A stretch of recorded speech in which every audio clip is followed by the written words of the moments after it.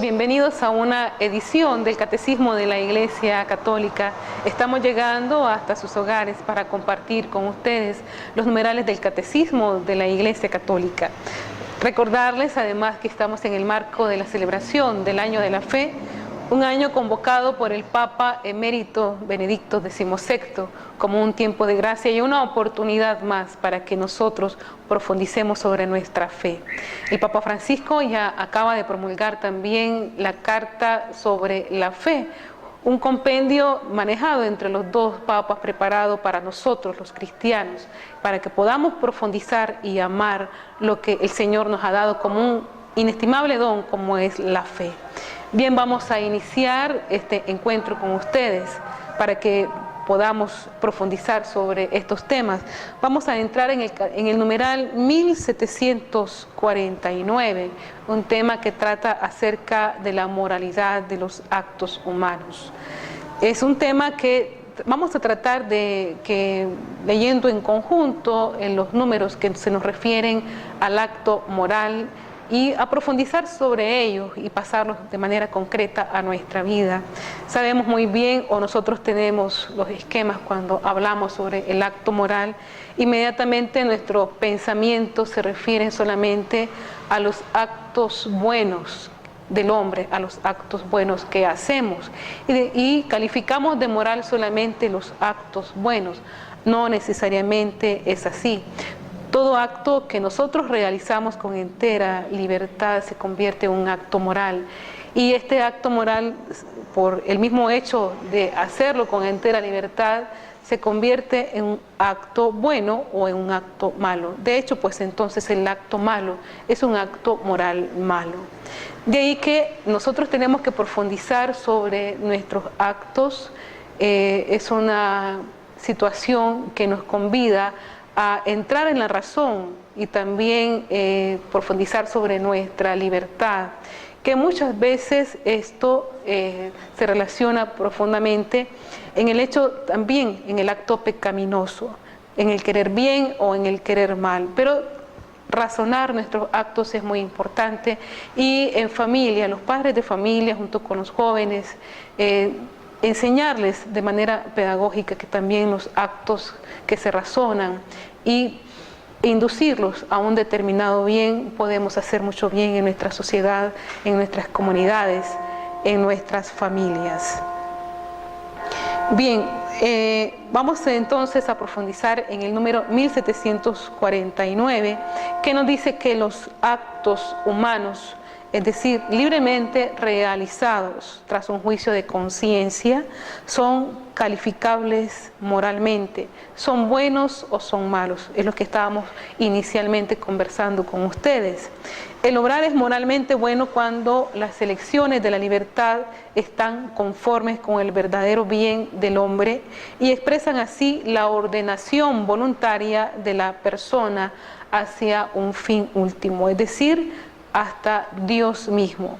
Así pues que la moralidad de un acto depende del objeto elegido, del fin o la intención con la cual se busca y de las circunstancias o de la acción. El objeto, la intención y las circunstancias son las fuentes o elementos constitutivos de la moralidad de los actos humanos. Estos son los tres elementos que vamos a tratar de abarcar en este encuentro para que nosotros, junto con ustedes, podamos analizar cuando un acto es moralmente bueno o moralmente malo.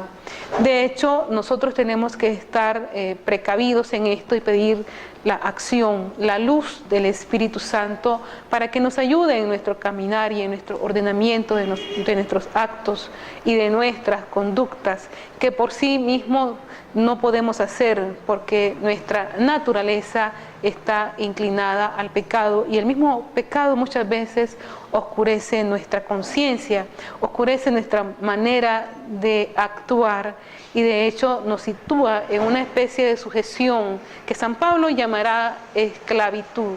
El pecado nos puede llevar a una esclavitud de nuestros actos, de nuestras conductas, de nuestro proceder, y nuestra inclinación puede entonces esclavizarse según hacia donde nos situemos.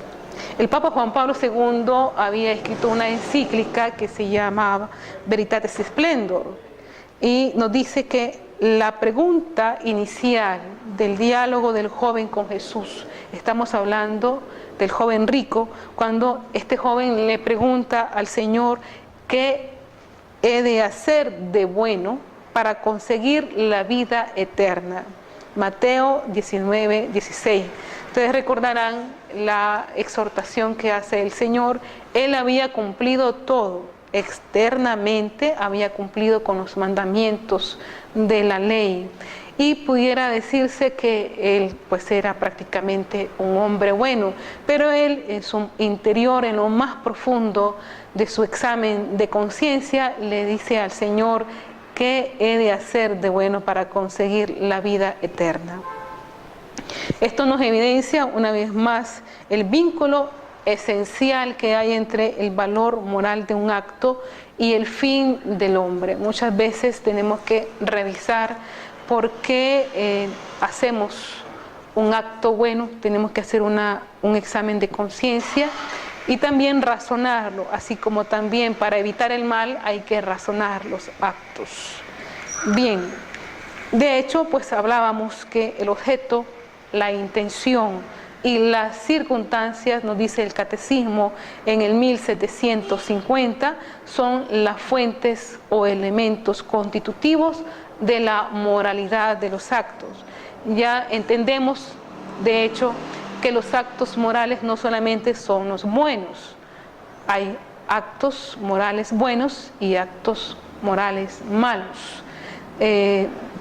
¿Por qué? Porque en estos actos interviene precisamente nuestra libertad, eso lo hace moral. El objeto moral es el fin próximo de una elección deliberada que determina el acto de querer de la persona que actúa. Veamos, el objeto del acto del querer es un comportamiento elegido libremente y en cuanto es conforme con el orden de la razón a causa de la bondad de la voluntad. Así pues, no se puede tomar como objeto de un determinado acto moral un proceso o un evento de orden físico solamente que se valora en cuanto origina un determinado de cosas en un mundo externo. No se debe confundir el objeto físico con el objeto moral de una acción.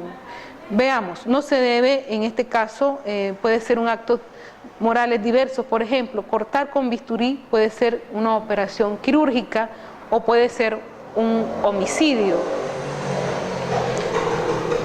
Son dos situaciones totalmente distintas.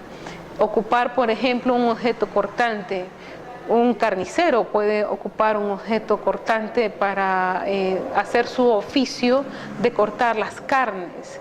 Sin embargo, también el cuchillo, el objeto cortante, puede ser movido por la voluntad para un acto malo, por ejemplo, matar pues, a una persona. Es aquí donde interviene el hecho de la voluntad y nuestra libertad, nuestra acción. Hay actos que son intrínsecamente malos, ya de hecho por su naturaleza, porque son malos siempre por sí mismos. Es decir, por su objeto, independientemente de las intenciones de quien actúa y de las circunstancias, ya son necesariamente pues malos por su propia naturaleza. En esto, el Concilio Vaticano II señala varios ejemplos y los especifica. Por ejemplo, los atentados a la vida humana, como los homicidios de cualquier género, los genocidios, el aborto, la eutanasia y el mismo suicidio voluntario son atentados contra la dignidad de la persona humana. También las mutilaciones, las torturas corporales y mentales, incluso los intentos de coacción psicológica, ofensas a la dignidad humana como las condiciones infrahumanas de vida, los encarcelamientos arbitrarios, las deportaciones, la esclavitud, la prostitución, la trata de blancas y de jóvenes, también las condiciones ignominiosas de trabajo en que los obreros a veces son tratados como meros instrumentos de lucro, no como personas libres y responsables. Todas estas cosas y otras semejantes son ciertamente oprobios al corromper la civilización humana. Estos son los hechos que enumera el Concilio Vaticano II y lo señala en la Gaudium et Spes número 27. De hecho, estos son actos malos, independientemente de las circunstancias o de las intenciones que nos puedan motivar a hacerlo. Ya de hecho son malos. Así pues, tenemos que pensar qué situaciones pueden llevarnos a crearnos a nosotros una conciencia errónea de nuestros actos. De hecho, pues tenemos que pensarlos, razonarlos y pensar en los mandamientos que nos da Dios para poder vivir un recto ordenamiento de nuestra vida, no solamente en relación con los demás. Fijémonos bien, también en relación con nosotros mismos, porque los mandamientos buscan primeramente el fin bueno del ser humano, buscan necesariamente un bien. Y esto nosotros lo vemos en nuestras familias. A veces, por ejemplo, cuando los papás nos amonestan o nos llaman la atención o nos regañan, decimos nosotros, y los jóvenes, los niños, a veces nos sentimos mal después de una amonestación y creemos muchas veces que los papás nos quieren coartar nuestra libertad. Sin embargo, ellos nos están advirtiendo sobre un determinado mal en el cual ese mal puede influir o puede hacernos daños a nosotros mismos. Y es ahí donde nosotros tenemos que razonar pues, nuestros actos. Muchas veces ellos prevén un daño que puede ser lamentable para nosotros, puede ser lamentable para las personas a quienes queremos, particularmente a nuestra familia, nuestros amigos que quieren nuestro mayor bien, no los amigos que quieren nuestro mayor mal. Y en esto también hay que hacer una distinción. Hay amigos que son de ocasión, que se presentan solamente en el momento de la diversión, pero sin embargo no están atentos en el momento de una enfermedad, en el momento que más le necesitamos. Y en esto también tenemos que enseñar a razonar, tenemos que saber pensar y elegir quiénes son pues nuestras amistades verdaderas. También el catecismo habla de la intención. Revisar nuestra intención, y esto tiene que ver un poco con nuestra interioridad, y esto entra ya a lo más profundo del corazón de la persona. El fin es el término primero de la intención y designa el objetivo buscado en una acción. La intención es un movimiento de la voluntad hacia un fin, mira el término del obrar. Un acto que por su objeto se ordena a Dios, alcanza su perfección última y decisiva contra la voluntad, lo ordena efectivamente a Dios. Y la intención del sujeto que actúa es un elemento esencial en la calificación moral pues, de la acción. Veamos, nosotros habíamos puesto un poco el ejemplo del médico que utiliza el bisturí para una operación. En este caso, el fin es algo bueno. Por ejemplo, darle salud a la persona, al enfermo. Y esto, pues, es un acto moral exterior. Sin embargo, tendríamos que ver muchas veces con qué intención podemos o hacemos un acto. Una persona que coge un objeto punzante o cortante, y si es para hacer un acto que bueno, matar a una persona, un ejemplo, es calificable. ¿Con qué intención se hace? Entonces, esto ya vamos determinando un poco el acto moral. La intención no se limita a la dirección de cada una de nuestras acciones tomadas aisladamente, sino que también pueden ordenar varias acciones hacia un mismo objetivo, que puede orientar toda la vida hacia un fin último. Una misma acción puede estar pues inspirada por varias intenciones. Una intención buena no hace ni bueno ni justo un comportamiento en sí mismo desordenado. El fin no justifica los medios, nos dice el Catecismo en el 1753. A ver, por ejemplo, un servicio que se hace a alguien tiene por fin ayudar al prójimo, pero puede estar inspirado al mismo tiempo por el amor de Dios como fin último de todas nuestras acciones, o se puede hacer por interés propio o por satisfacer una vanidad. Esto nos lo pone el Catecismo de la Iglesia Católica. El fin es bueno, ayudar al prójimo. Esa es la acción que nosotros queremos hacer, pero la intención se puede medir desde dos aspectos. Uno, para darle gloria a Dios, o el otro por búsqueda de una propia vanidad, un aplauso, estar bien con los demás. Entonces, aquí cambia la intención y varía la moralidad del acto. Es más perfecto si ese fin bueno que yo quiero alcanzar para ayudarle a una persona, yo lo hago para darle gloria a Dios. Es más perfecto. Se hace menos perfecto cuando yo busco que esa acción buena sea aprobada por los demás, sea aprobada por la sociedad y la sociedad me aplauda por lo que yo estoy haciendo. Entonces, el acto moral bueno ya se hace menos perfecto por la intención o con la intención con la cual se busca.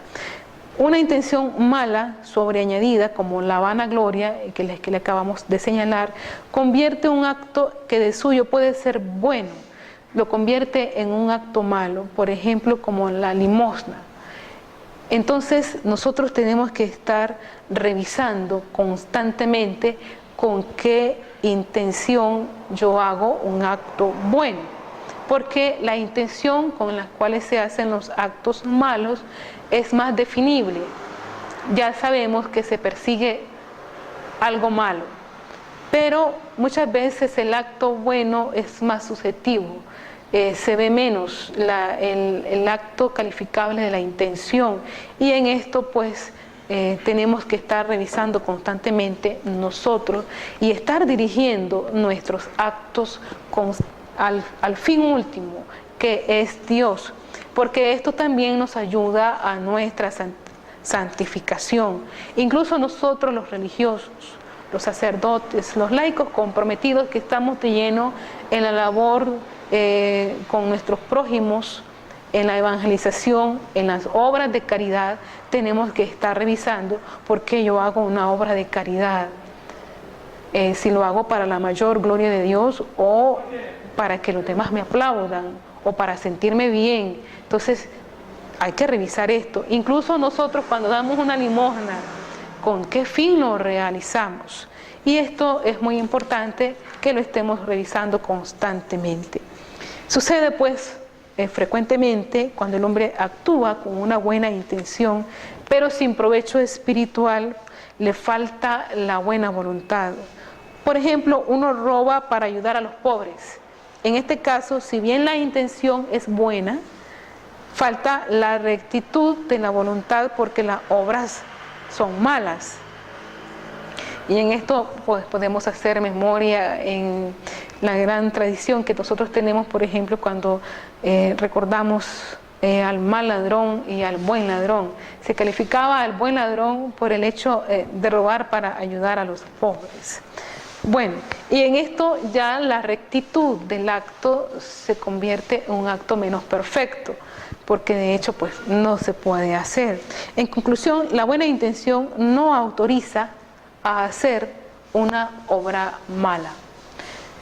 Y en esto pues cuesta mucho. y esto nos induce a pensar en un sacrificio. Muchas veces queremos hacer cosas buenas y nuestros actos buenos, pero bueno, ¿qué intención habrá ahí? Y habrá que pensar, bueno, si yo por ayudar a alguien tengo que robar, tendremos que discernir sobre ese acto que tenemos que hacer. O incluso pensar en una mentira. Podemos dañar a una persona mintiendo, no diciendo la verdad, y creemos que de hecho la estamos salvando. Entonces pensemos un poco, discernamos sobre la intención con que hacemos nuestros actos. La calidad aumenta considerablemente y el acto se hace más perfecto. Algunos dicen, hagamos el mal para que venga el bien. Este bien merece pues la propia condena, dirá Santo Tomás. Habría que ver esto. Hagamos el mal para que venga el bien. Habría que pensar sobre esto, y Santo Tomás dice, esto merece la propia condena. Enseguida el catecismo nos sitúa en las circunstancias. Son los elementos secundarios que actúan en el acto moral y contribuyen a agravar o disminuir la bondad o la malicia moral de los actos humanos. Por ejemplo, la cantidad de dinero robado puede también atenuar o aumentar la responsabilidad del que obra, como actuar por miedo a la muerte, por miedo a una amenaza. Se atenúa el acto moral considerablemente. Es decir, no, ¿por qué? Porque la persona no tiene la completa libertad. Las circunstancias no pueden hacer ni buena ni justa una acción que de suyo es mala. Podemos pensar, por ejemplo, en un papá de familia que no tiene el suficiente sueldo o salario para darle gusto a un hijo que le está pidiendo, digamos, un juguete muy caro. Y él, por cariño, por amor, llega incluso a faltarle la confianza donde él está trabajando, donde este padre de familia está trabajando, porque considera que su hijo necesita ese juguete caro, porque su salario no le da. Entonces, él quiere hacer una obra buena y está motivado por la solicitud del niño. Sin embargo, llega, a pesar de que él se ha portado muy bien, llega incluso a faltar a la confianza, robando, donde le han dado mucha confianza. El fin puede ser bueno, pero las circunstancias que rodearon esta situación no son buenas. Entonces, ya de hecho, aquí tenemos que pensar un poco. Esto es lo que llamábamos anteriormente, implica bastante sacrificio para una persona mantenerse honesto. La honestidad es un fin, es un bien que cuesta mucho hoy conseguir en nuestra sociedad. Habría que ponerse a pensar necesariamente en esto, cómo la honestidad nos puede también ayudar a ser personas considerablemente buenas, porque nuestro fin es Dios. El acto moralmente bueno supone pues a la vez la bondad del objeto, del fin y de las circunstancias, como bien nos dice el Catecismo de la Iglesia Católica. Bueno, es gracioso porque precisamente la píldora del día después muchas veces es abortiva, ¿no? Que es uno de los principales efectos. Es decir, a la mujer le metes como una especie de bomba de estrógenos, ¿no? Y lo que seguro que va a conseguir es que el embrión no se implante. Es decir, puede ser anticonceptiva, pero muchas veces va a ser abortiva. Por lo tanto, eso de que puede evitar los abortos, pues bueno, es bastante discutible, ¿no? Hombre, a mí lo que me llama más la atención es que permiten que niñas lo compren como si fuera una aspirina. Entonces, son medicamentos que no necesitan ningún tipo de receta. Para ellos, bueno, para un antibiótico necesitan una receta. Y se los dejas a niñas que, en el fondo, por otro lado, les estás prohibiendo pues que conduzcan, que se beban una cerveza o que fumen. Nadie te dice cuáles son las consecuencias de tomarte esa pastilla. Nadie te dice que, por ejemplo, la carga hormonal que recibe la mujer cuando se toma es consecuencias graves. Entonces me parece que sería más bien entrar en conciencia de lo que eso puede traer. Bueno, la píldora del día después tiene muchísimos efectos secundarios. Entre ellos, yo creo que el más grave es la posibilidad de que en futuros embarazos puedan producirse embarazos ectópicos, que es que el embrión se te implante donde no se te tiene que implantar, causando pues el problema no solo de que ese embarazo no siga adelante, sino un gran peligro para la vida de la madre. Veamos las acciones indirectamente voluntarias. Una acción puede ser indirectamente voluntaria cuando resulta de una negligencia respecto a lo que se habría debido conocer o hacer. Un efecto puede ser tolerado sin ser querido por el que actúa, por ejemplo, el agotamiento de una madre en la cabecera del hijo enfermo. El efecto malo no es imputable si no ha sido querido ni como fin ni como medio de la acción, como la muerte acontecida al auxiliar a una persona en peligro. Para que el efecto malo sea imputable es preciso que sea previsible y que el que actúa tenga la posibilidad de evitarlo. Por ejemplo, en el caso de un homicidio cometido por un conductor en estado de embriaguez. También se dice que un efecto ha sido realizado con voluntad indirecta cuando no se deseaba ni como fin ni como medio para otra cosa, pero se sabe que acompaña de modo necesario a aquello que se quiere realizar. Esto tiene mucha importancia en la vida moral porque sucede a veces que hay acciones que tienen dos efectos, uno bueno y otro malo. Pensemos un poco, por ejemplo, el que se toma una pastilla para curarse el catarro, sabiendo que le dará algo de sueño, lo que quiere directamente es curar el catarro e indirectamente el sueño. Propiamente hablando, los efectos indirectos de una acción no se quieren, sino que se toleran o permiten en cuanto inevitablemente unidos se les necesita hacer. Eso es un ejemplo que nos habla de acciones indirectamente voluntarias. Un acto es voluntario, por tanto imputable, cuando no se elige por sí mismo, pero se sigue frecuentemente de una conducta directamente querida. Por ejemplo, quien no guarda convenientemente la vista ante imágenes obscenas es responsable porque lo ha querido, mueve su voluntad a estarlo haciendo. En esto tenemos que tener bastante cuidado en casa. Muchas veces puede ser que los padres de familia tienen que tener mucho cuidado en el momento de hacer una revisión de lo que los niños observan o ven en la internet o en los canales de televisión, porque muchas veces puede ser que el acto no sea querido o no sea motivado voluntariamente. Sin embargo,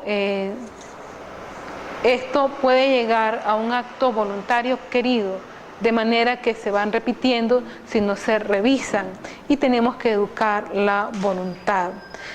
El desorden de la imaginación, y quien lucha por vivir ante la presencia de Dios quiere los actos de amor y se realizan de esta manera. Otro aspecto muy importante es la responsabilidad. Nace al hombre responsable de sus actos en la medida que estos son voluntarios. El ejercicio de la libertad comporta también una responsabilidad ante Dios. En todo acto libre, de alguna manera, aceptamos o rechazamos la voluntad de Dios. El progreso en la virtud, el conocimiento del bien, la ascesis, acrecientan el dominio de la voluntad sobre los propios actos.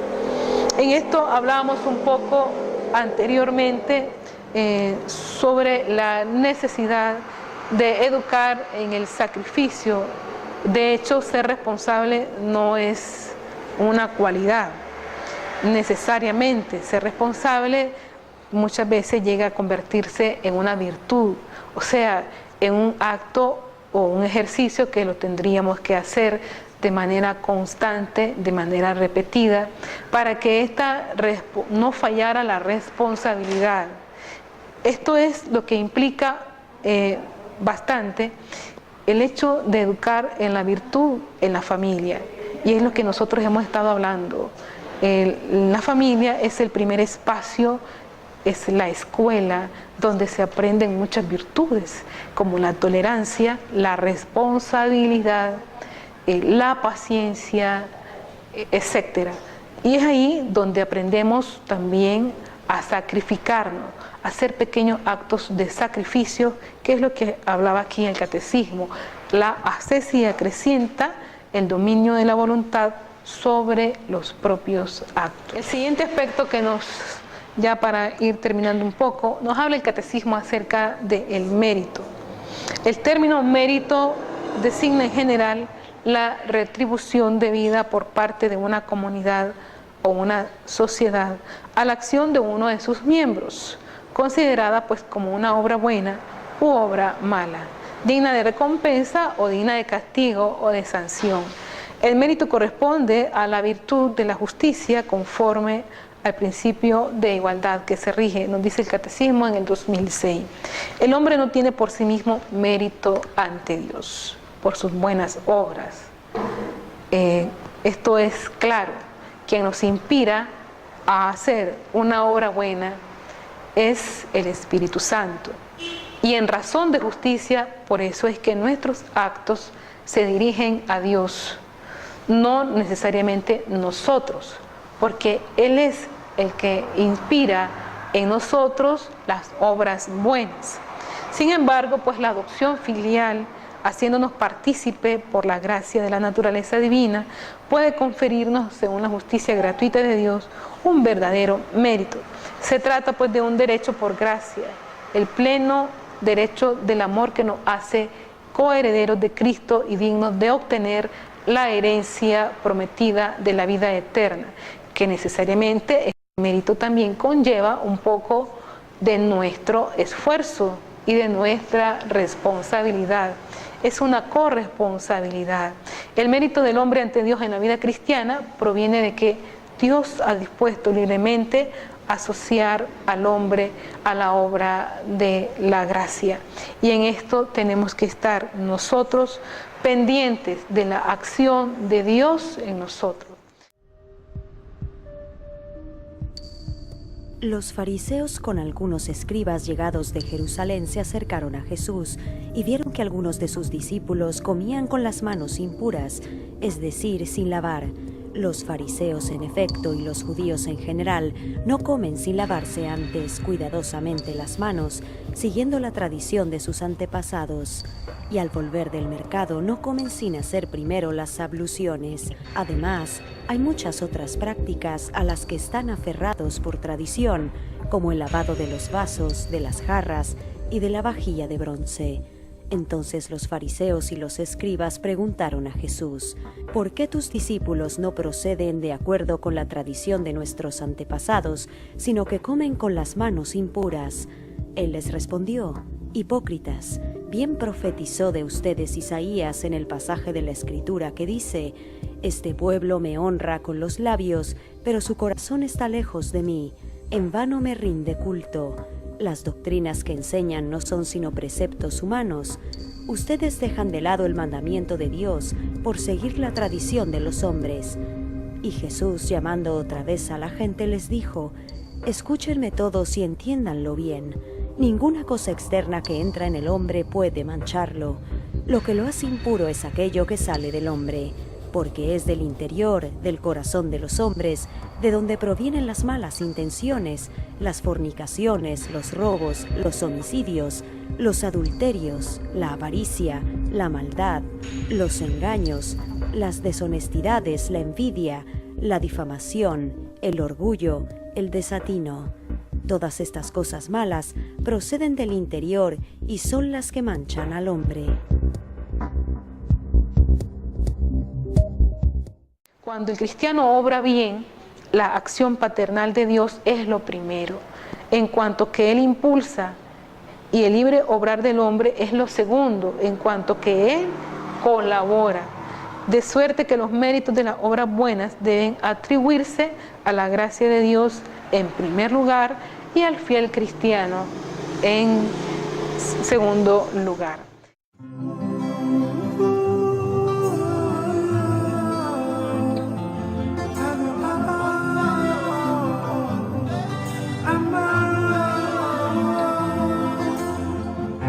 Sometimes I lay under the moon, I thank God I'm breathing, and I pray, don't take me soon, cause I am here for a reason. Sometimes in my tears I drown, but I never let it get me down. So when negativity surrounds, I know someday it'll all turn around, because all my life I've been waiting for, I've been praying for the people to say that we don't wanna go on, and our children will pray one day, one day, one day, one day. It's not about win or lose, 'cause we all lose when they feed on the souls of the innocent. Blood-drenched pavement, keep on moving though the water stay raging. In this maze, you can lose your way, In my job, you crazy, but don't let it phase you, no way, no way. Sometimes in my tears I drown, but I never let it get me down. So when negativity surrounds, I know someday it'll all turn around, because all my life I've been waiting for, I've been praying for the people to say that we don't wanna fight no more.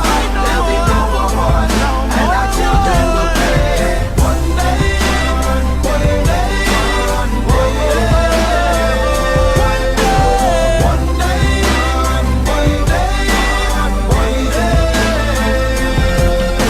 one day this all will change, treat people the same, stop with the violence, down with the hate. One day we'll all be free and proud to be under the same sun, singing songs of freedom like one day, one day,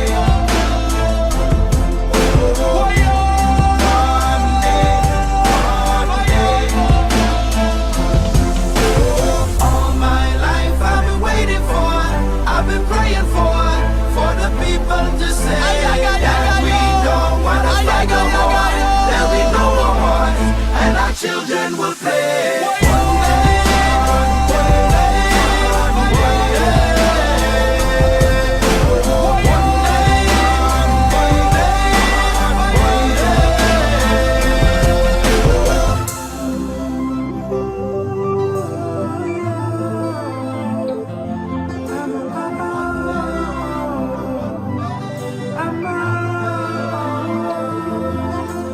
Sometimes in my tears I drown, but I never let it get me down. So when negativity surrounds, I know someday it'll all turn around, because all my life I've been waiting for, I've been praying for the people to say that we don't wanna fight no more. There'll be no more wars, and our children will pay one day, one day, one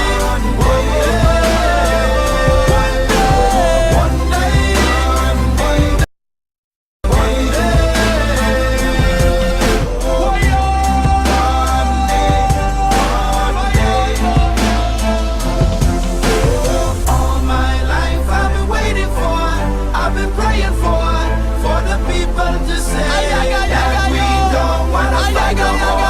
There'll be no more wars, and our children will play.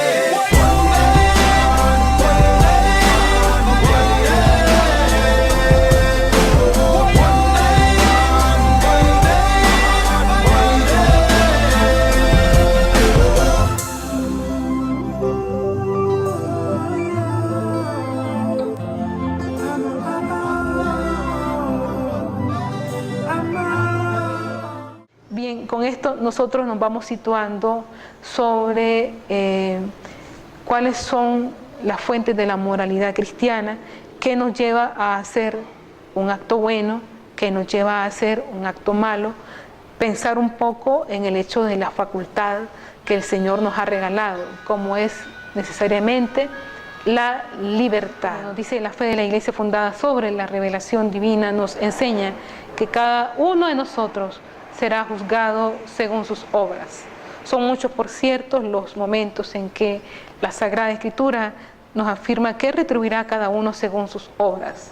Y esto lo podemos ver en Mateo 5:16, Apocalipsis 2:23, Romanos 2:6, Santiago 1:21.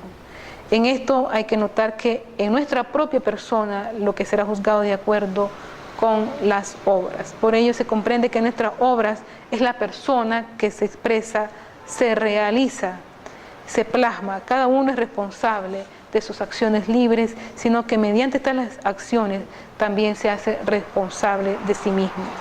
No parece que se pueda iluminar mejor la relevancia moral del objetivo, de las obras, de los actos externos. Seremos juzgados por nuestras obras porque ellas son criaturas de nuestra libertad en la que nos hemos expresado y forman parte de nosotros mismos. Es necesario pues subrayar la relación fundamental entre el acto que realizamos y la persona. Nuestras obras expresan siempre lo que somos, o al menos algo de lo que somos. Y con ellas no solo hacemos cosas, también nosotros mismos nos hacemos como personas. También a nosotros mismos, sabios o ignorantes, justos o injustos, prudentes o imprudentes, lujuriosos o castos. Pues bien, a la luz de una profunda relación entre la persona y su actuación libre, podemos comprender en qué consiste la bondad de nuestros actos, es decir, cuáles son esas obras buenas que Dios de antemano va preparando para que en ella andemos siempre. Y en esto tenemos que estar, digamos, advertidos, revisar, hacer obras buenas, no solamente que parezcan buenas ante los demás, sino hacerlas buenas para la mayor gloria de Dios y también para nuestra santificación y la santificación y salvación de los demás. Bien, hasta una próxima edición del Catecismo de la Iglesia Católica. Hacernos acompañar de nuestra Madre del Cielo, la Santísima Virgen María, y recordemos hacer de la casa de la familia esa escuela primera de santidad. Hasta una próxima edición.